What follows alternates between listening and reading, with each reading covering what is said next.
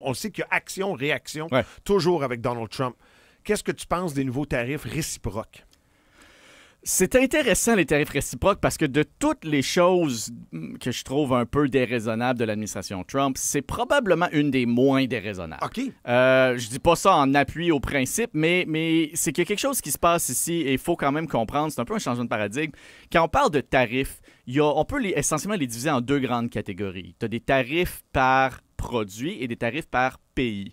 Un tarif par pays, généralement, c'est un outil de pression économique. C'est quand les gens parlent de guerre économique, souvent on parle un peu de ça. Ça, c'est par exemple ce que M. Trump menace le Canada et le Mexique, dire 25% de toutes les importations qui viennent et du Canada et du Mexique vont avoir un tarif. Ça, c'est un tarif qui vise un pays.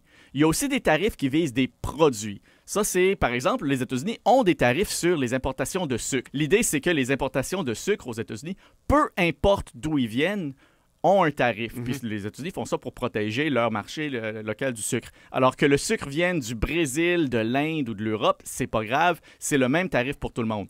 Des tarifs par produit, c'est pas généralement vu comme étant quelque chose qui existe pour mettre pression politique sur d'autres pays. C'est généralement vu comme étant quelque chose qui est un outil économique interne à un pays. Ce qui est intéressant, c'est ce que M. Trump fait présentement. Il propose de connecter ces deux concepts-là.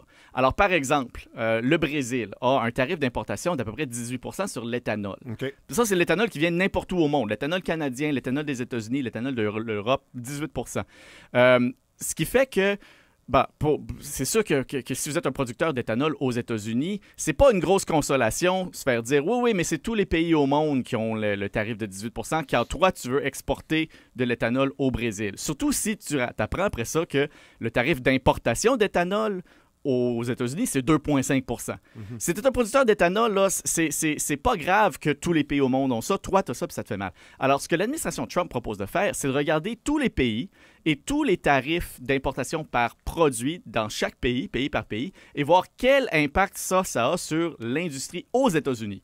Alors, de traiter tous les tarifs par produit de chaque pays comme si c'était des tarifs sur les États-Unis et répondre avec un tarif réciproque par pays sur ce pays-là en fonction de ses tarifs d'importation. C'est-tu juste moi qui trouve ça incroyablement complexe, compliqué, puis de la job en tabarouette, d'y aller tarif pour tarif, produit pour produit, pays par pays? Oui, c'est très, très compliqué. C'est des chiffres qui sont extrêmement complexes, qui peuvent être débattus à l'infini. Et puis, on peut se comprendre que, vu la complexité des chiffres réels en jeu et la vitesse avec laquelle ça va être fait, il va probablement avoir de l'influence politique là-dedans parce que jamais je vais croire que dans le prochain mois, le gouvernement des États-Unis va être capable de faire une révision complète de chaque pays, de chaque tarif, puis arriver à un chiffre, dire, l'Inde, en moyenne, sur nos produits, c'est 22%, alors ça va être 22%. Ça devient tellement facile de dire, j'aime plus l'Inde que j'aime l'Italie, alors l'Inde va avoir 18 puis l'Italie va avoir 20. Le Canada, Donald Trump a encore dit à quel point le Canada était méchant avec les États-Unis hier de façon économique. Et là, il s'attaque à la TPS et à la taxe verte. Est-ce qu'il y a raison quand même de dire que c'est désavantageux pour les États-Unis, notre TPS puis la taxe verte sur les produits électroniques? Ça revient un peu à la différence entre les tarifs par produit et les tarifs par pays. Un tarif, c'est une taxe. Alors, si un pays a une taxe sur quelque chose, on peut le voir comme un tarif si on est aux États-Unis puis on veut vendre nos biens puis on apprend que tous nos biens ont, par exemple, au Québec, 15% de taxes. Mais ça, c'est pas un tarif sur les États-Unis, c'est une taxe sur tout le monde. Mais reste que, M. Trump semble prendre la position que le seul pays qui a le droit de taxer des produits qui sont faits aux États-Unis, c'est les États-Unis. Ouais. C'est une position qui s'avère sur l'impérialisme économique avec l'espèce de loi romaine où les citoyens romains ont une loi puis les citoyens de toutes les colonies ont des lois différentes. J'aime pas ça. Je pense pas qu'il y a grand personne qui vont apprécier ça dans l'ordre international.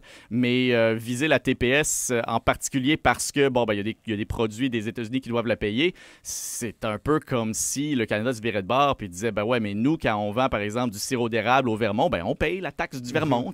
On va pas s'indigner contre ça. Alors, c'est une position qui est encore une fois, disons, très peu orthodoxe dans la façon de faire des pays à travers le monde présentement, dont les États-Unis. Je pense que c'est plus une position de négociation qu'autre chose. Farnell, en terminant, est-ce que Donald Trump, donc par le fait même les États-Unis, est-ce qu'ils sont capables de maintenir ça? Tu sais, nous, on en entend beaucoup parler des négociations avec le Canada, avec le Québec. Ça nous touche, c'est dans les médias. Mais on réalise que c'est du cas par cas pour plusieurs pays dans le monde. On s'étire-tu trop mince, comme on dit? T'sais, on est-tu capable économiquement de se pogner avec tous ces pays-là en détail sur les tarifs, les produits puis les taxes qu'on impose?